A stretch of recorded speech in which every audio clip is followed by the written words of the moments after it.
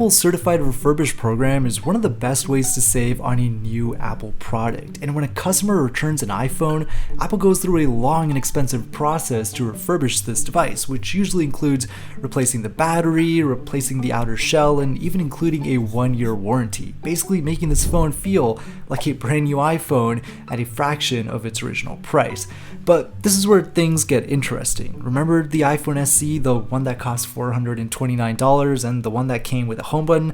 Well, Apple doesn't sell this device on their refurbished website at all, and they never have. Imagine being able to buy this phone today for $300, because technically that's how much the iPhone SE3 is really worth. Let me explain why. Now, one thing to remember is that just because an iPhone gets refurbished, it doesn't necessarily mean that it's going to end up on Apple's certified refurbished website. Usually, Apple does keep a reserve of iPhones specifically for Apple Care Plus warranty purposes. So if Apple needs to replace a customer's iPhone, those refurbished devices do get priority first over being sold as a certified refurbished device. It's actually kind of cool how Apple's able to make use of all of its returned products.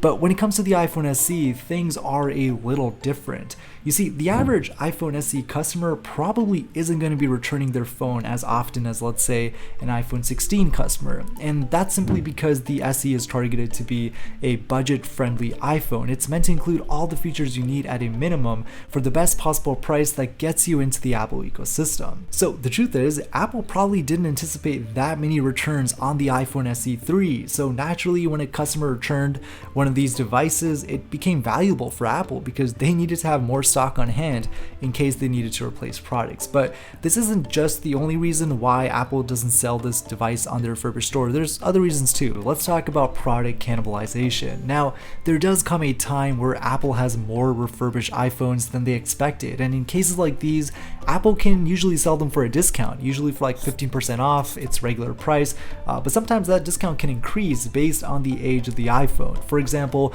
as of June 2025, when I'm making this video, you can buy a refurbished iPhone 14 for $529. That's over 34% off its original price, and this is where it gets really interesting. The iPhone SE also came out during the same year as the iPhone 14 in 2022, so theoretically, if Apple were to sell this device today and had extra inventory left over, this device could realistically cost $280 unlocked, basically brand new, and this would easily become the best-selling iPhone of all time. But let me tell you guys something.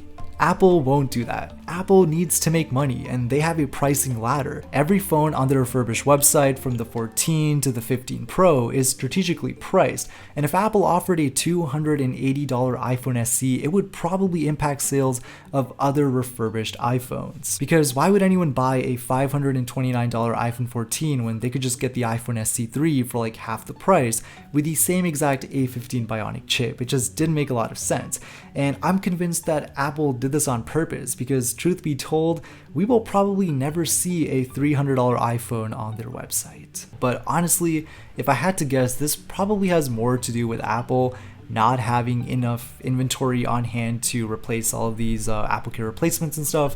And so I think Apple just wants to stockpile on a bunch of iPhone SEs, and they're probably not going to sell them on the refurbished store, unfortunately. But that would be a crazy deal if they did. And if you think about it, the iPhone SE3 was technically sold, I believe, up until like February of 2025, before the iPhone 16e came out.